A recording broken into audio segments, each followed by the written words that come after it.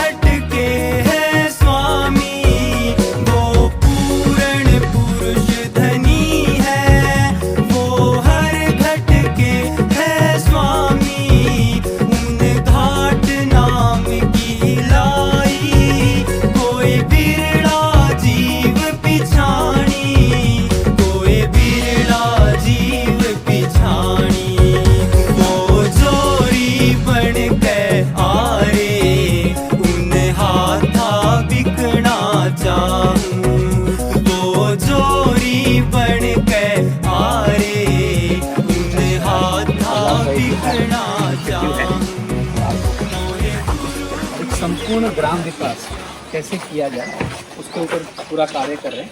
देखिए राजऋषि गोकुल गांव प्रोजेक्ट तैयार किया गया है। तो हम पहले ये राजऋषि आदर्श वाटिका को देखते हैं, फिर आपको इसके डिटेल में इसके बारे में बताएंगे।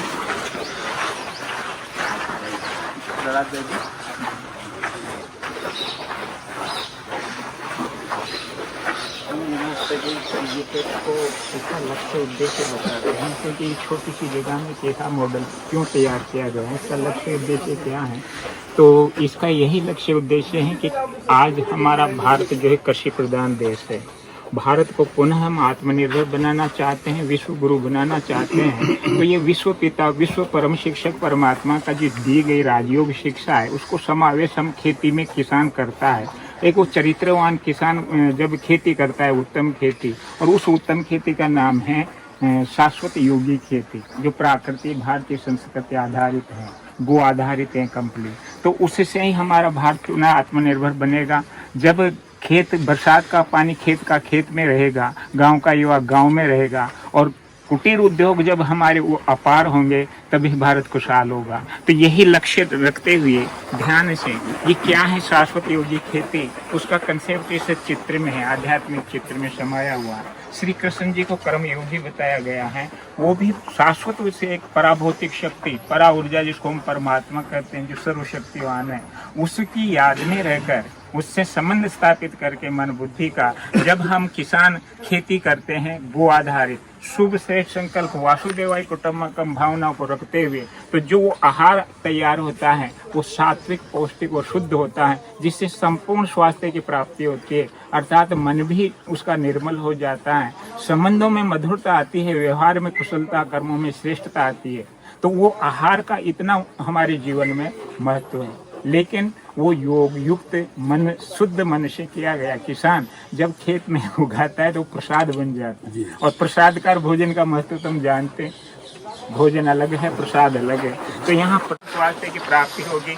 आज जो अज्ञानता वो अधिक लोग किसान खेती कर रहे हैं विदेशी नीति से, ये केमिकल खेती, उसका दुष्परिणाम आप हम देख रहे हैं, विनाश की ओर ये लाग। सब समस्याओं का कारण है हमारी केमिकल खेती।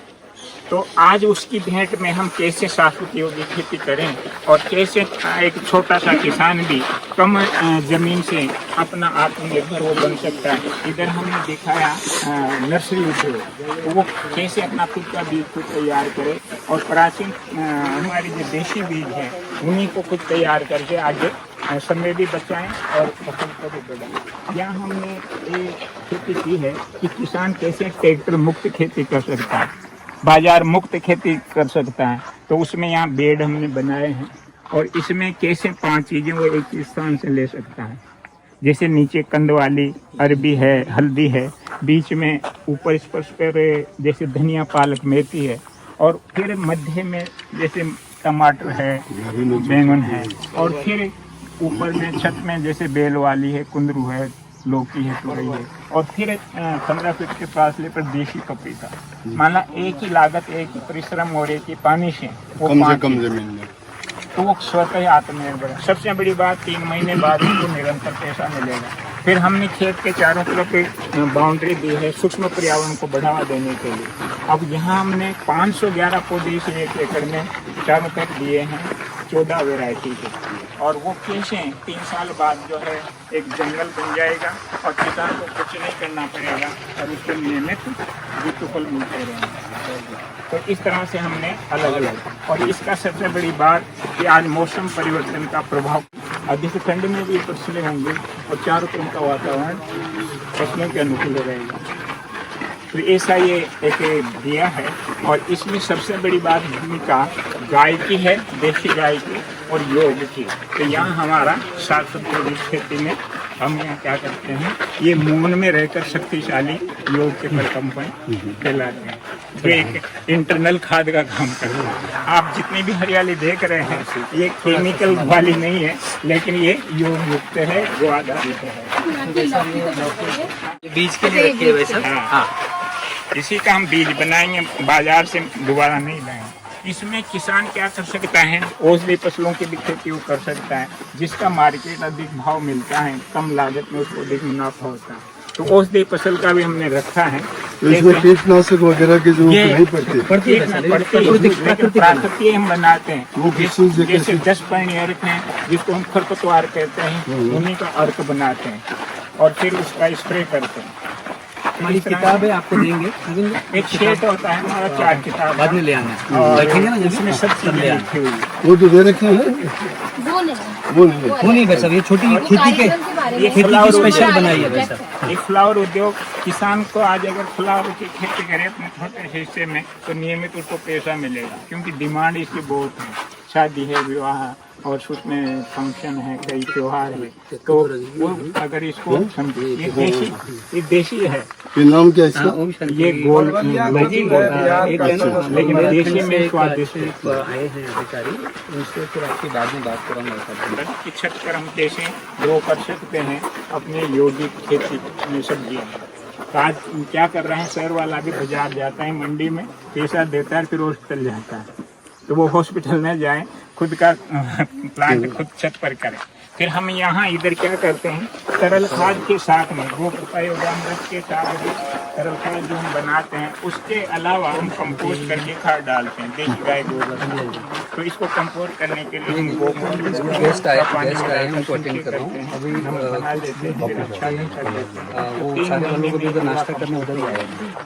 तो मुझे लगता है कि मिलेट्स हम कैसे तैयार करें, क्योंकि आज वो हमारे बीज ही चले गए जो शक्तिशाली शक्तिवर्धक अन्न होता था हमारा, तो वो हम तैयार करेंगे और उसी का प्रसारण करेंगे। बीज वो अधिक से अधिक किसानों के पास जाए। और आज विदेशों में भी इस मिलेट्स के अन्नों की बहुत डिमांड है।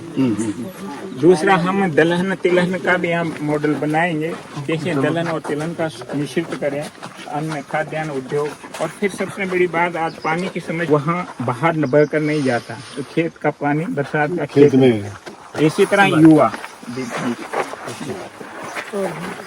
ये हमारी दूसरी है तुरई, इधर थोड़ा मध्य में ये बीज के लिए रख रखिए। वो दूसरी जो धार वाली थी वो देशी थी, ये दूसरी वाली में है। इधर हम आप वापिस रिटर्न होंगे। ऐसे उधर करेला है, तुरई है, लौकी है। और ये परिवार की प्राकृतिक विधियां तो सारी अपनाते हैं, लेकिन साइंटिफिकली भी ये प्रूवन है। और हमारे ऋषि मुनि और हमारे पूर्वज भी कहते थे कि हमारे विचारों का प्रभाव वनस्पति पर पड़ता है। तो इसीलिए यहाँ पर हम ये प्रयास करते हैं कि कितना खुशी में हम लोग करें। जो करने वाला व्यक्ति है उसकी मन की अवस्था अगर डिस्टर्ब है, जैसे अभी आज हम देख रहे हैं किसान तनाव में है, तो वही तनाव जो है ना वो अन्न में जा रहा है और वही अन्न समाज खा रहा है और इसीलिए समाज में तनाव बढ़ रहा है। तो इसीलिए अगर किसान खुशी खुशी प्रेम से गीत गाते, पहले भजन गाते गाते अपना खेती करते थे, तो वो आनंद का वातावरण बना करके खेती जब की जाएगी तो यथार्थ अन्न तैयार होगा और वो अन्न से समाज भी खुशहाल बनेगा।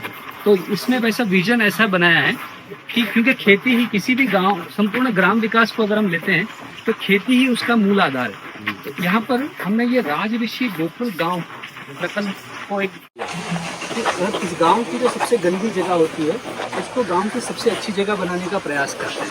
तो ये माउंट आबू की ओरिया ग्राम पंचायत में गांव के बीचों बीच ये परिस्थिति थी। आज वो परिवर्तन करके ऐसा स्थान हो गया। अब ऐसा स्थान नहीं तो जनरली अगर हम सफाई करके छोड़ देते हैं तो वापस गंदा हो जाता है, लेकिन अगर आप उसको ऐसा स्थान बनाएंगे तो किसी का मन नहीं करेगा फिर से उसको गंदा करने का। एक तो आपने दिए हुए, तो इन्हीं 9 संकल्पों के ऊपर ही ये पूरा प्रोजेक्ट तैयार किया। यूनाइटेड नेशन ने 17 SDG गोल्स दिए, उसी को भारत सरकार ने 9 थीम्स में कन्वर्ट किया है और उसको हमने अपने अनुभव के आधार से, सरकार ने पहला मुद्दे पे गरीबी मुक्ति रखा था, लेकिन हमने गरीबी मुक्ति को न रखते स्वच्छता को पहले रखा, क्योंकि अपन ऐसा कोई काम से शुरुआत करें जिससे गांव वालों का आत्मविश्वास बढ़े। स्वच्छता आप शुरू करेंगे तो सवेरे कहीं काम करेंगे तो शाम तक उसका प्रभाव दिखता है, तो गांव वालों को कॉन्फिडेंस आता है कि हाँ ये कुछ प्रैक्टिकल हो रहा है, चेंज हो रहा है, तो फिर गांव वाले जुड़ते हैं और गांव से ही हमें करवाना है। विशेष करके वैसे जयपुर में एक जाहोता ग्राम पंचायत है जिस गांव में ये 9 के 9 थीम्स पर कार्य हो रहा है। नहीं तो आज भारत में बहुत गिने चुने गांव हैं जहां पर ये प्रैक्टिकल में हो रहा हो, तो उनमें से ये एक गांव है जयपुर का जाहोदा। ये हमारे सरपंच साहब है उस गांव के और ये पूरी तरह से मेडिटेशन के अभ्यासु हैं। तो इन्होंने गांव वालों को एकजुट करके प्रेम से, स्नेह से सबको एक सूत्र में बांधा और हमारी बहनें जो है पास में वहीं पर सेवा केंद्र है, तो रेगुलर मिल करके गांव में परिवर्तन लाया है।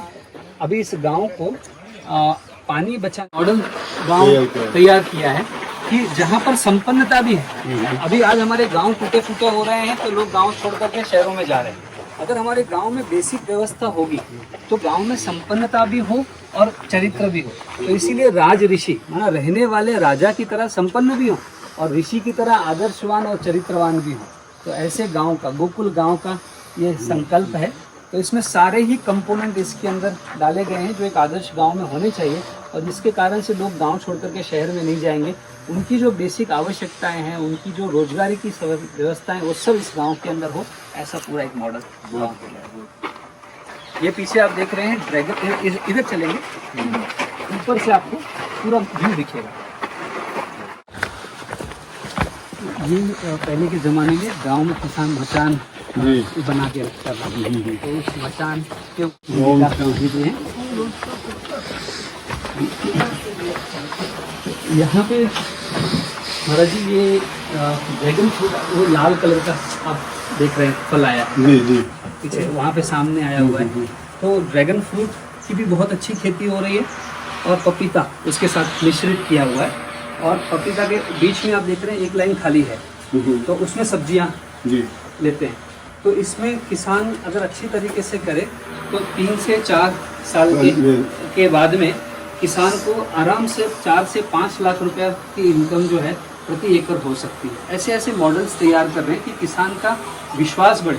किसान आज प्राकृतिक खेती में इसलिए नहीं आ रहा है कि उसको लगता है कि मेरी 80% हम काम करते हैं। वंडर अपने खेती का काम है जी, उसमें ऑर्गेनिक खेती जी, खुद के लिए सब्जी उगाते हैं जी, कोई उसमें नहीं डालते हैं बिल्कुल। वैसे अगर खराब हो जाती है तो खराब होती है, लेकिन हमें ये नहीं पता कैसे चीज वो परमात्मा बढ़िया से बढ़िया। ये भी मैंने उनका नाम पूछा था, इसका नाम हमें नहीं पता लेकिन हम उगाते हैं। जी जी जी। और जितनी भी सब्जियां होती हैं सीजनल सारे हर सीजन पे, क्योंकि वहाँ खेती का काम है। गेहूँ अपना खेत में जो उगाते हैं कोई उसमें फर्टिलाइजर वगैरह यूज नहीं करते हैं। अब जैसे बाजरा है वो उनकी खेती है, वो भी इसी तरह से सावनी का अलग सर्दी का अलग से और सब्जियां अपने खुद बहुत सुंदर। तो इनमें से काफी चीजें तो आप कर ही रहे हैं और वहाँ पर वही भक्ति भाव का वायुमंडल तो है ही है, तो अच्छे विचार और श्रेष्ठ प्रकम्पन तो जा ही रहे हैं। तो बिल्कुल वही यही भाई सब सही विधि है। और जब हमारे जैसी संस्थाएं जब ऐसा प्रैक्टिकल जब करके जब लोगों को दिखाती हैं तो उनको और आत्मविश्वास बढ़ता है कि जब यहाँ हो सकता है तो हमारे पास।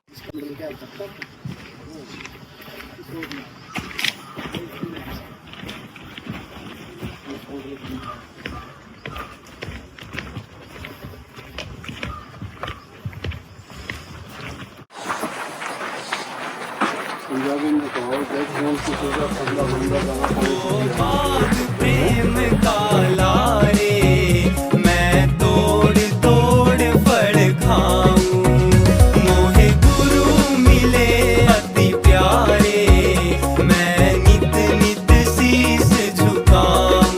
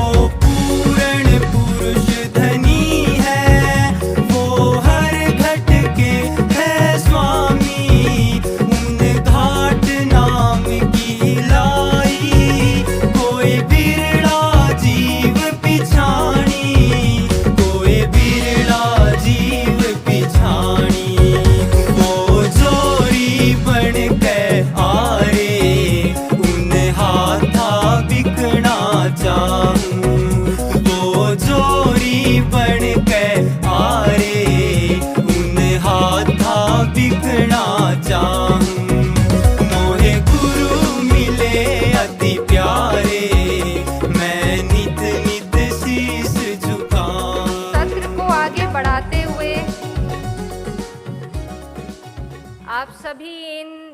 यहाँ पे आए हैं शांति वन में, और यहाँ की वाइब्रेशंस को आप सभी अनुभव भी कर रहे होंगे, लेकिन इसमें अपना एक रूहानी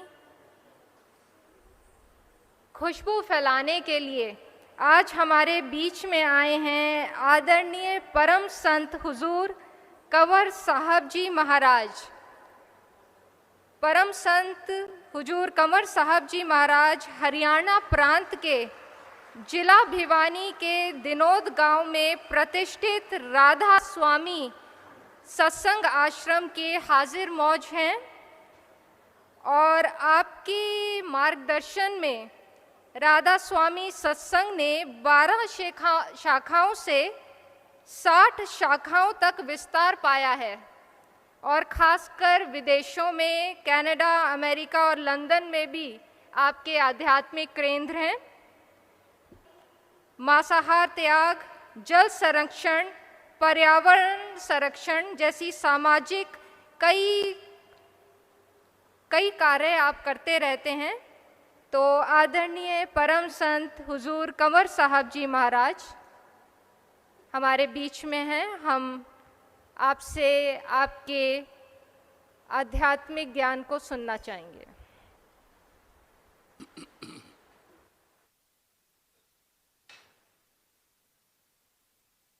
आदरणीय मंच,